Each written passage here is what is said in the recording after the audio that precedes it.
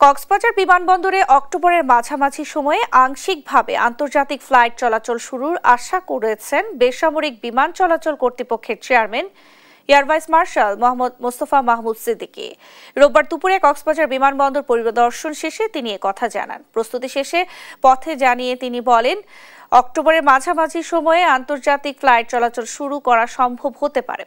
পরিদর্শনকালে কক্সবাজার বিমানবন্দরের প্রকল্প পরিচালক মোহাম্মদ ইউনুস ভুইয়া, বিমানবন্দরের ব্যবস্থাপক গোলাম মুর্তজা হাসান সহ অন্যান্য কর্মকর্তারা উপস্থিত ছিলেন।